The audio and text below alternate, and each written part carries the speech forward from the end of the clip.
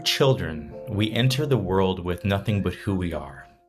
We come in as humans created in the image and likeness of God, with the capacity to become whole, loving human beings. Children allow themselves to be formed and shaped. Eventually, the forces that shape us can create a shadow self, a deluded self. And that shadow darkens our understanding, as Paul says in our reading. This is what Paul is saying when elsewhere he says, we can choose to live by the Spirit than by the flesh. Now, the flesh is not sexual immorality as we assume it to be.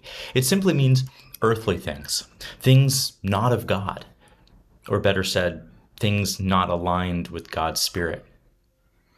Would that the whole world could love enemy and neighbor. Can you even begin to imagine how different the world would look like? We wouldn't have to spy on each other, or mistrust each other, or lie to get ahead.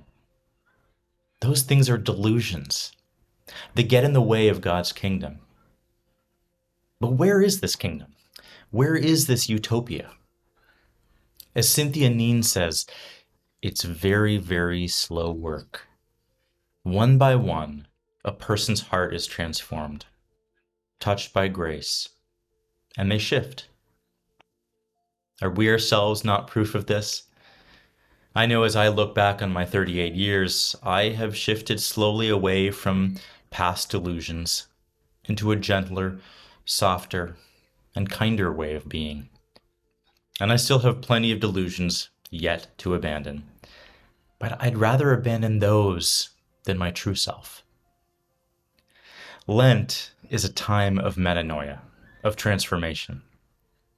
We begin the season with a sermon from Jesus, calling us to spiritual growth that is hidden and often quiet. We're not to blow trumpets or show off or force it. And then on the first Sunday of Lent, we hear about Jesus in the desert, experiencing his own kind of metanoia. Jesus, faced with the delusions of the world, riches, honor, and pride, shifts his being toward his God, toward his mission. We cannot set out on mission without this very necessary shift. We help one another shift, one by one. It means we stay present to this work. So where is this kingdom of God? Not in an unrealized earthly utopia, but in these little shifts, these little changes of heart. That is God's kingdom. In Lent, we take an intentional pause to look within and see how we're shifting. We're intentional about the outer practices because there can be something about them that changes something inside us. Fasting or intentional eating can remind us of the inner nourishment we desire. Giving our money or time to others reminds us of the gifts we've received, developing a heart of gratitude. There's this Latin phrase in the Christian tradition, lex orandi, lex credendi, lex vivendi. It means that the law of prayer, the law of believing, and the law of living are connected. One affects the other. Prayer affects belief, which affects how we live, but also the other way around. Sometimes the motions of the external acts fosters a connection to God deep within.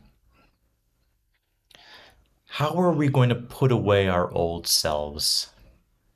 First, we must acknowledge the shadows and delusions so we can let go of them and align more with the way of Jesus.